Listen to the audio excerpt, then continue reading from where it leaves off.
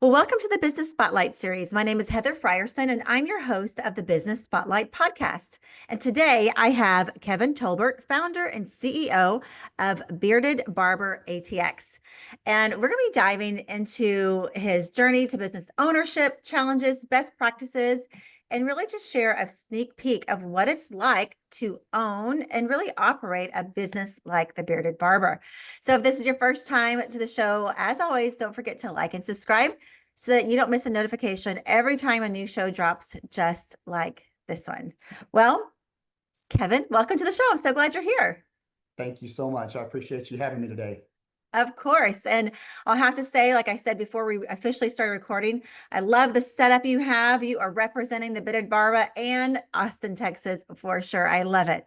Thank you so much. I love it. Proud to be from the state of Texas, born in Wharton, Texas, back in 1970, and I'm Texan all the way through. I love it.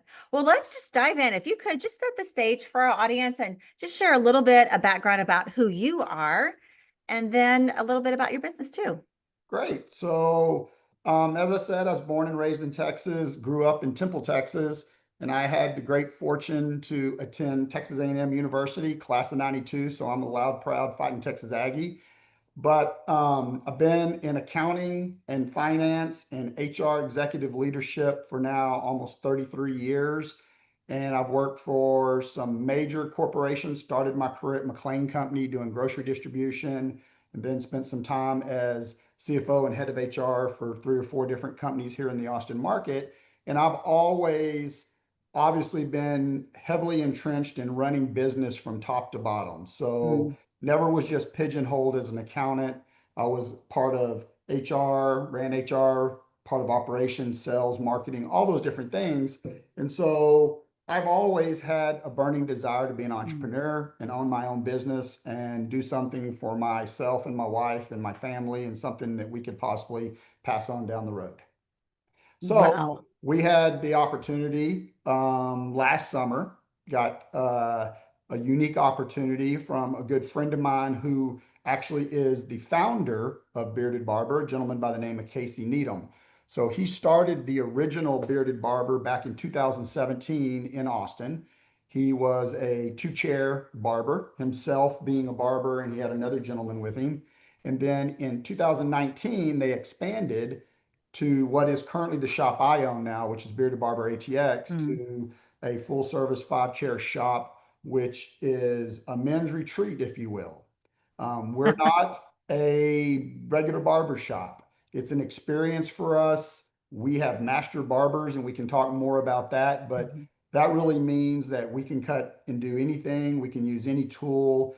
And it's really an old fashioned setting where a straight razor, hot towels, are used. You can get a beer, wine, whiskey while you wait. And it's really about building relationships with your barber mm, and having that experience. We're not about the quick turn, we're an appointment based shop.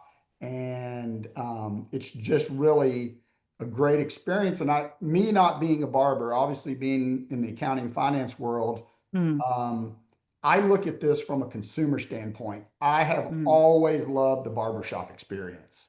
As a kid, I was that kid who went and got my hair cut every 2 weeks. And back when I grew up, I had a full head of red hair. And I so love it. I always presented myself in that way. And I've loved the camaraderie and the relationships Mm, that you build in a barbershop. And so when I got this opportunity, it was just a natural fit. And I try to lend, I have really great barbers and I have a great manager who runs the shop.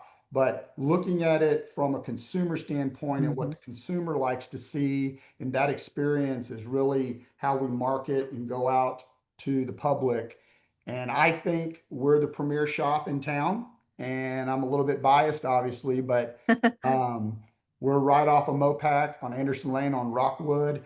And, we've got the Allendale, Crestview neighborhoods surrounding us, but Mm, we really draw clients from all over the Austin Metroplex. wow. I love how you said you knew you wanted to go into entrepreneurship. And not only did you were you have you been able to do that, but you already had a passion for just being a barber because of your how you grew up, Right. which is Right. really cool. Yeah, and you know, again, I think a lot of people have that spirit and want to be entrepreneurs. There's obstacles in the way. Maybe they don't have the legal part, the Mm, accounting part.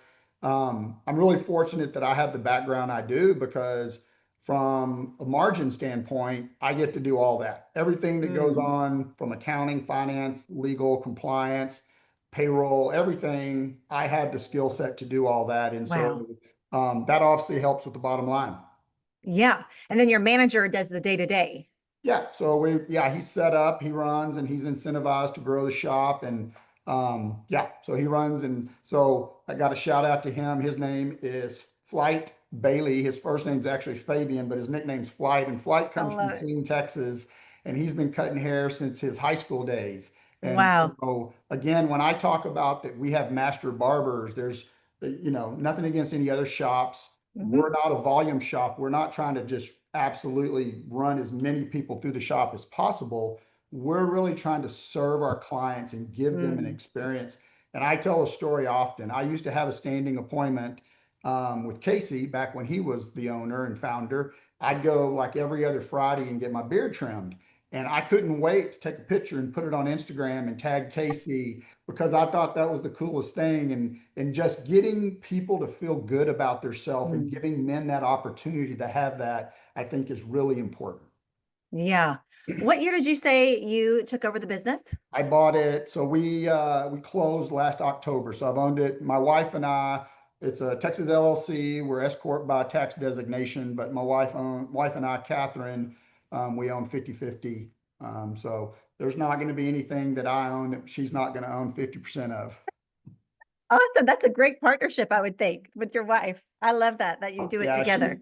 she's a rock star. She's we met many, many years ago, so we've been married 28 years. Mm, Be 28 years this year. We've been together a little over 30, but she spent most of her career at ExxonMobil. So we have a great corporate background to help run small yeah. business. And we're hopeful, and we'll kind of jump to this later, but hopefully this is just the tip of the iceberg for us. And Yeah. so Yeah. we're looking at expanding the current concept and to some of the other surrounding towns around the Austin Metroplex. Mm, And then additionally, last year when we did this, we opened a holding company called Luna Isol Tejas Holdings. And that Bearded Barber is officially not under that umbrella, but we opened that just to kind of prepare ourselves for future setup if we want to expand mm, into other small businesses, which we do. That'll give us an umbrella to put them all under one tax structure and do some yeah. creative things from that standpoint. I love that so much. All right. I want to dive into just the process of how the conversation started to take over. What did that look like, the journey? Really just have that conversation for our audience who is very interested, a lot of them, and not just maybe acquiring a business like you did, but maybe selling one too. Yeah, so in my corporate world, in my career, I've done 7 mergers and acquisitions, being on both sides of the fence. So I do have a background in that, which kind of lends itself. But I'll Hmm. tell you, I don't know that that gave me any advantage. This was a known entity. So I'm sitting in the barber chair, in Casey's chair, and we start talking. So in during COVID, Casey and his family relocated from Austin to Liberty Hill and built a new home. So Hmm. Casey opened a second shop in Liberty Hill. But again, Casey is a barber. He stands behind a chair Hmm. and runs his own chair every day that they're open. So, under that scenario, as you can see, having 2 shops and just relying on a manager in Austin, it became challenging. They needed a little Hmm. more attention, if you will. And so that's how the whole thing came to be. But from a putting out the word of getting into that, I mean, you can always go on the broker list, but that's a Hmm. whole new ball game when you start getting brokers involved, in my opinion. And Hmm. that's nothing against brokers. They serve a great purpose and get people to market that otherwise might not be able to. But it's almost like recruiting when you have a known entity or a referral and you have some kind of inside knowledge. Transactions are usually a lot more easier to execute. Hmm. Yeah. So So, you already had the relationship, you're already a client. So mhm. the conversations start and it just becomes I'm selling and I want to sell it to you. Yes, initially, I mean, I wasn't, I mean, I don't want to say that I can't get into Casey's head. I don't know that Yeah, he was sure. talking to anybody else, but yes, that's very much like the conversation went. And at that point in time, I had never spent any time looking at it from a business standpoint, meaning I Mm-hmm. had done no due diligence. I had Mm-hmm. no earthly idea, maybe a loose idea, but I had no earthly idea of the financials, if you will. Mm-hmm. And so starting, I guess, summer of last year, we went through a pretty detailed due diligence process that Mm-hmm. I ran. Again, that's something in my life that I've done for multiple Yep. companies and my execution of other deals. And so we did that and we went the traditional SBA route. So Mm-hmm. Catherine and I got an SBA loan, which, and I used Plains Capital to do that because I have a strong Mm-hmm. relationship with them. So shout out to them. And so yeah, so going the SBA route, I've always heard, I've never done that in my public or career out in the world, but that was a very interesting Mm. situation and going through all the hoops you have to jump through with them. Mm. But again, we were able to execute that and get Casey, get the acquisition price financed with a 10% down payment, and we're off to the races. That's amazing. Were you already, were you working full time at the time and decided like I'm gonna retire here and do this, or how did that even work, or does work? Maybe you're still working corporate. Yeah, I've had off and on here and there.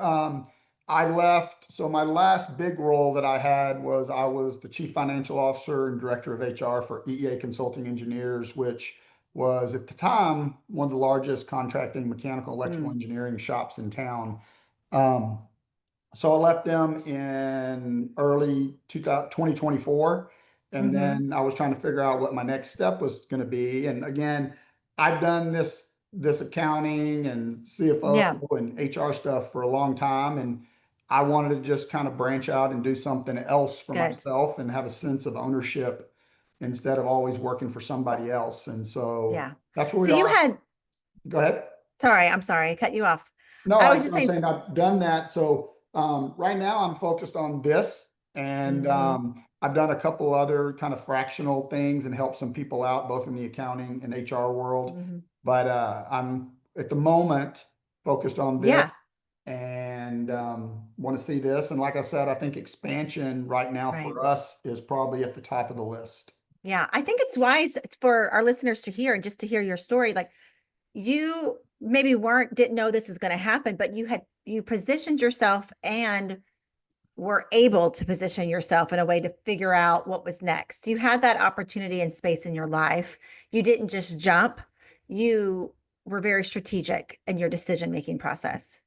Yeah, and I think it obviously helps out. We're at a point in our life. I mean, my wife has a good job, and she's the CEO of a regional law firm that does family law out of West Texas in the Dallas market. But so we have that, and our kids are grown, so we're at a different. I Hmm. would say, um, you hear entrepreneurs talk all the time about just take the leap.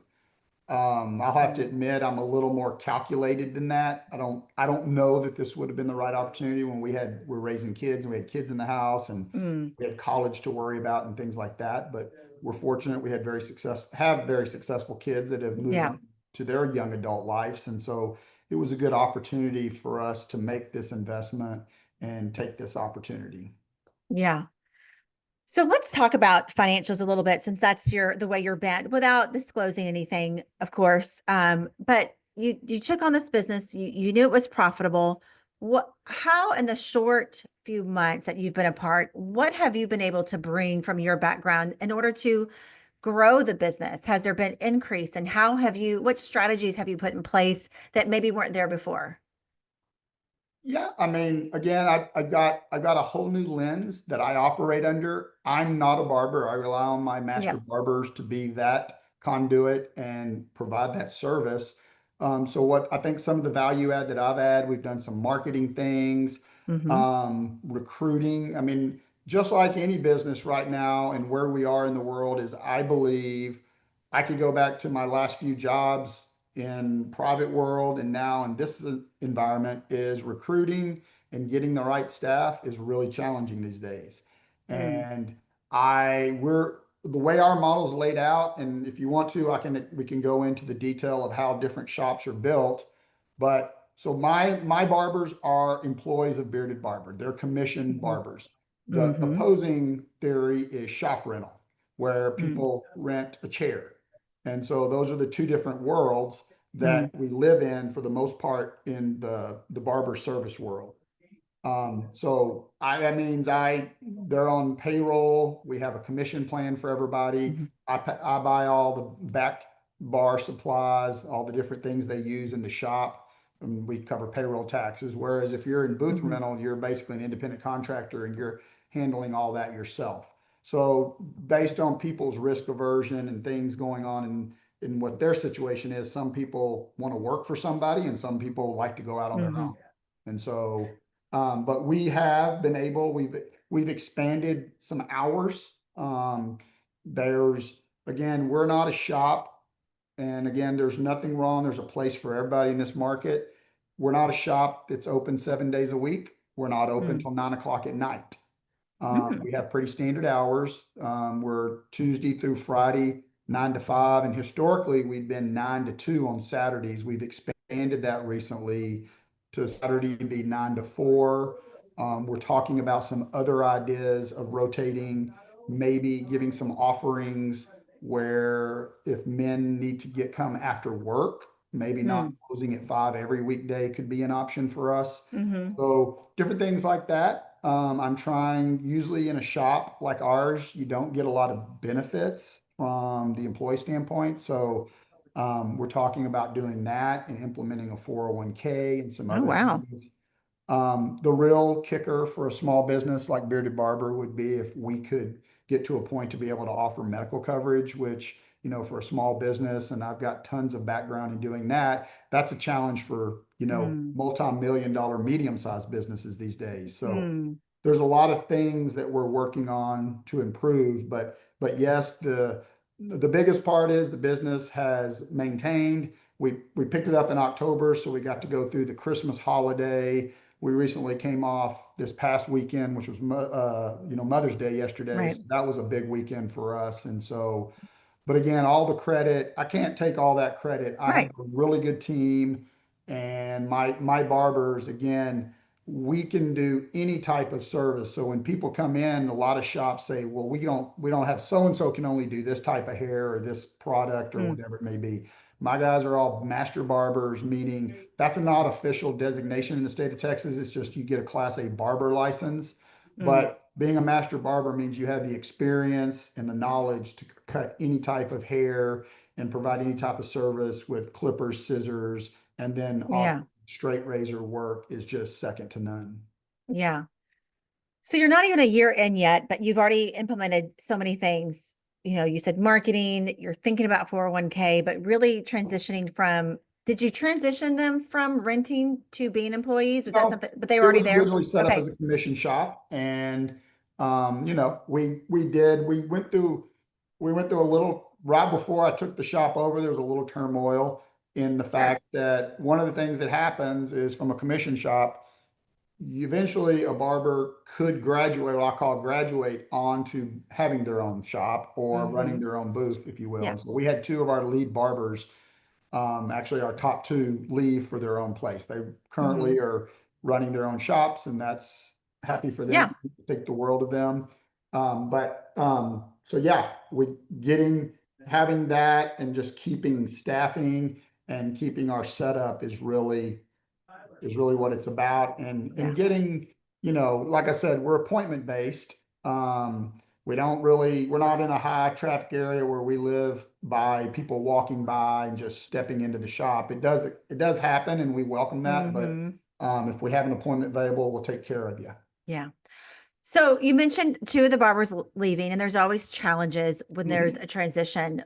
Can you share maybe another challenge that you've had to work through by being a new owner and how you overcame it? I'll tell you that the biggest the biggest challenge in my entire career, and there's no different here, is being a good leader, Mm, being a servant leader, and showing humility and showing grace. And just like anything, I think my biggest challenges across my career have been mentoring and training and being there for my employees so they feel supported. And that's no different here. There's a mhm. couple of the barbers that have had life situations and we supported them with time off. I mean, even though there's not really, I mean, if you're not at work, it's hard. You can't make money, right? And so Yeah, it's service. But we've had some life situations that couldn't be avoided. And so I think yeah, that's been the biggest challenge, but it's not anything that I'm not used to. And I think a lot of the training and leadership stuff I've gone through early in my career really yeah, lend me to be effective in those situations. yeah, for sure. When you think about the business long term, where do you see it long term? And maybe what are some of the roadblocks that you're already, foreseeing, um, that you might have to move out of the way? I mean, I think I'm a very aggressive business person, so I do Mhm. think if you got to be growing. I think you always got to. Yeah, If you ever think you've made it, then I think you're probably behind. And so, good. potentially we debate things. The one thing I think that I've brought to the shop is Hmm. transparency. So Mm. I've always managed with an open book at all the companies I've been with. We don't put people's salaries on the refrigerator anymore like we did, 30, 40 years ago. Oh But my gosh, that but was we a thing. do, yeah, yeah, yeah, I could tell you some stories, um, but we do operate with an open book and I'm very transparent. And what I'm trying to do is share that business knowledge with my barbers and be Mm. transparent in that and be informative. And so I do think they appreciate that. We hold team meetings and things like that. But I do think, possibly offering new services. We've talked about that. And when I say we've talked about it, it's open dialogue with my barbers because again, they're the ones that are executing that service. And so Yeah, we have a great partnership. I'm trying to help on the business side and they're supporting on the execution side. yeah. But growth, expanding services, expanding locations, I think that's the short term, probably in the Hmm. next 6 to 12 months. There's a strong possibility. I'm actually actively involved in looking at new property in some of the neighboring areas, Yeah. Austin. Um, so yes, so we're going to try to open up another concept. And then obviously with our holding company, we haven't really talked about it, which doesn't tie directly to the barber shop, but with all my background, we're hopeful that there's going to be some other opportunities that we're presented with where Mm. we can help other service organizations, um, and build out our portfolio in that regard. I love that so much. I love that the goals that you already have for this, even even though you're newly in it, you're already seeing such big vision. Yeah. You're not just in this for the money, obviously, even though that's a perk. Of course, it has to be, we have to be in it financially, we have to make a profit. But what would you say is your underlying why for this? My underlying why again, and I don't want it, it's not self-serving, but again, I had a successful career. I've been I mean, the right-hand Hmm. man, if you will, to multiple CEOs where we did really well performance-wise and the companies grew. And I just have a lot of knowledge. And I tell people all the time, I've probably made more mistakes, made a lot of mistakes to learn what I know now. I didn't just wasn't born with all this, but Hmm. I am a human being, but I just wanted to do something for myself and for my family. Yeah. And, that ties directly to Yeah. I have no intentions of retiring. I have no qualms to tell you I'm 54 years old. I'll be 55 this year, but I'll probably still have another 20 years Yep. in me. And, the state of the world right now in the country and Social Security and all that good stuff, I really wanted to have some type of income structure, post when Hmm. Catherine and I stopped working. And I think we're got ourselves in the right spot, in the right position to build that out and kind of make that flourish over the next 15 to 20 years when we Yeah, need to rely on it. I love that. Yeah. Before we get into some fun rapid fire questions, you obviously leadership is important to you and your family. Where do you get your support from to really the people that are around you that challenge you and cheer for you? I mean, my number one fan is my wife, Catherine, and she's a superstar. Yeah, And yeah, I mean, that's great. most people that meet us like her a lot more than me. So, and that's the way I'd like it. But yeah, we do have a strong family core, and I was Mm, raised by a very, very, very strong mother, and she still lives up in Temple, Texas, and she's doing well up there. But yeah, I grew up with a great family. I have two sisters. But as I mentioned, Catherine and I built out a yeah. great core family. We have two boys. Our oldest son, Jared, is a third year medical student down in San Mm, Antonio. He's going to be the first medical doctor in either family. And our wow. youngest son graduated construction science degree and is a electrical project manager out in Arizona for a large contract construction company. And so Yeah.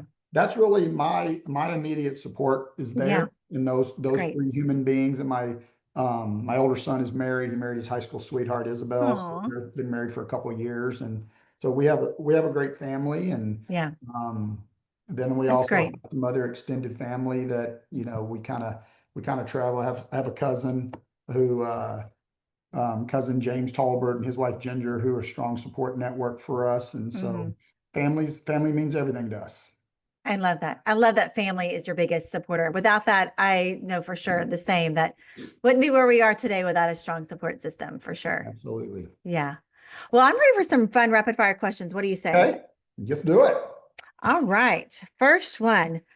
What do you think is the key to success for you? The key to success, like we said earlier, I do think it's about being gracious and humble and creating relationships that last and Mm-hmm. caring for your fellow, employees are not just employees, they're fellow human beings. And I do think that that is ultimately what you have to put first. And I think the rest, which we've talked about being financially successful, Mm-hmm. comes.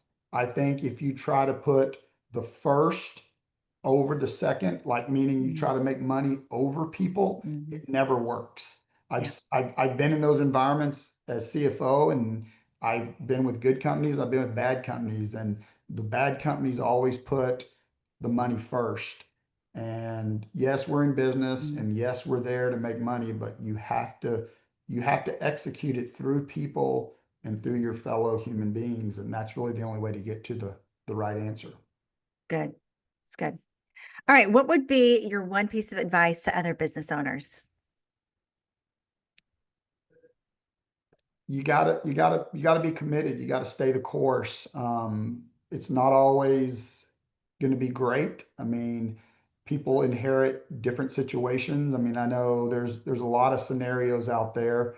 Uh, mine's a little bit different, but there are people that have to roll up their sleeves and get after their small business 7 days a week, and I don't think you can ever replace that work. You got to put in the effort to get the results. Yeah, it's good.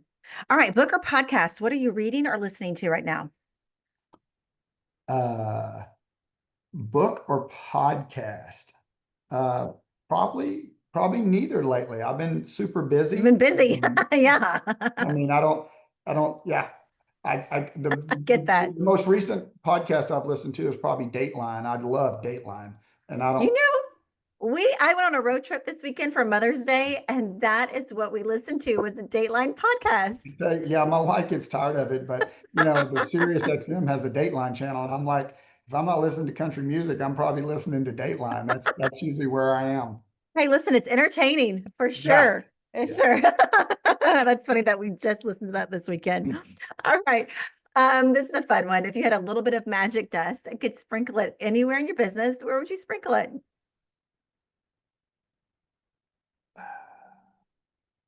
I would sprinkle it.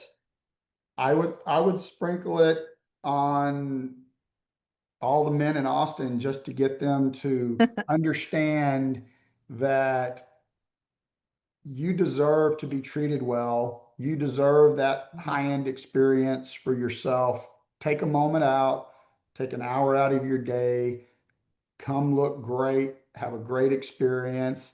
And we're doing really well and we're growing, but I want our appointments to be the hardest thing to get in Austin, Texas. Mm, That's what I want. I yeah. I believe our barbers deserve that. Yeah, I agree. That's So amazing.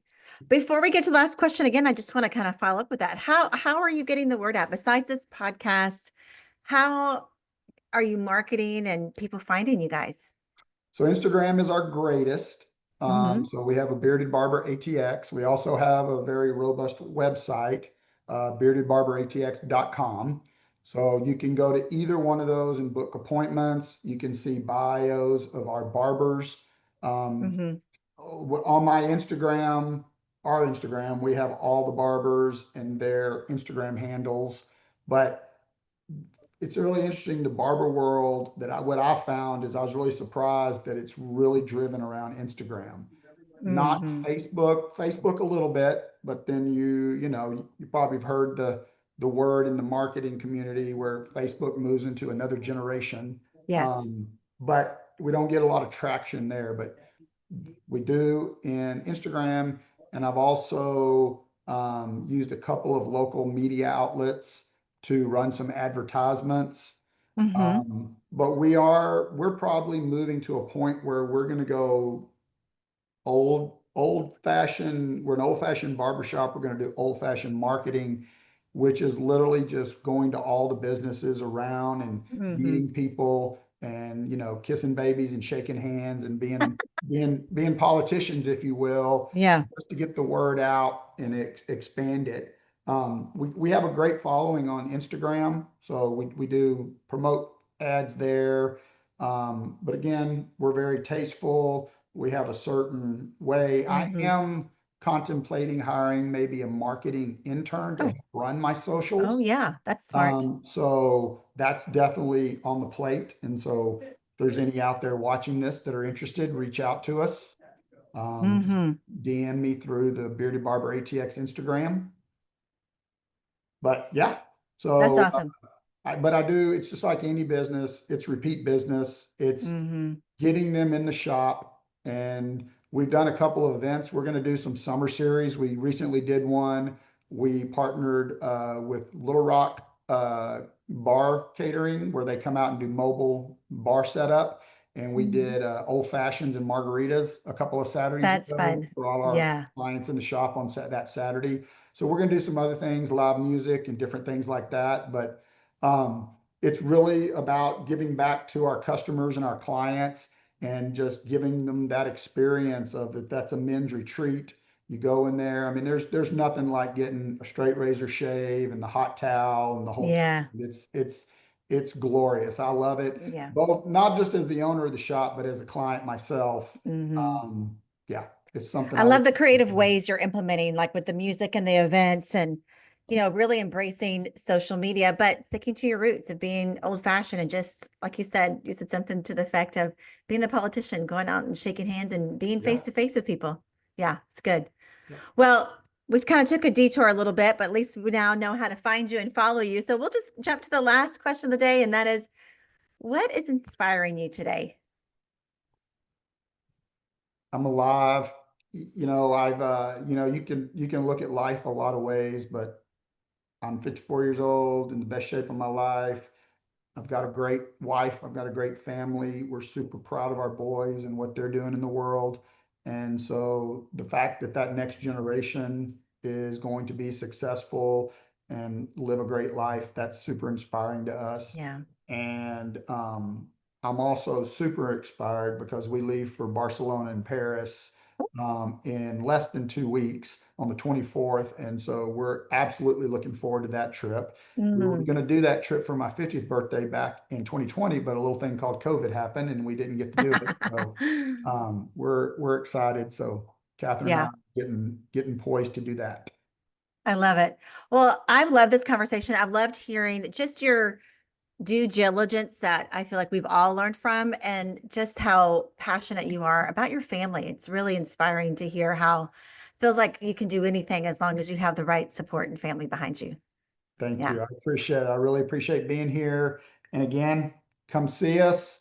It's Bearded Barber ATX on Instagram. It's www.beardedbarberatx.com. You won't be sorry. Mm. And we are the greatest shop and the best place to be in Austin, Texas. I truly believe that. That's wonderful. I love it. Well, this was a great show, and I just want to thank everyone for being a part today. Thanks for watching, and just save this show and come back and listen to the show again when you get a chance, because Kevin really had some great tips on how to really walk into owning and operating a new business like Bearded Barber. So don't forget to like and subscribe so that you don't miss a notification every time a new show drops, just like this one. And thanks again to everyone for joining us today. But of course, Kevin, you're awesome. Thanks for being our guest. I appreciate Thank it. you. Appreciate it. Until next time, we'll see you. Bye bye.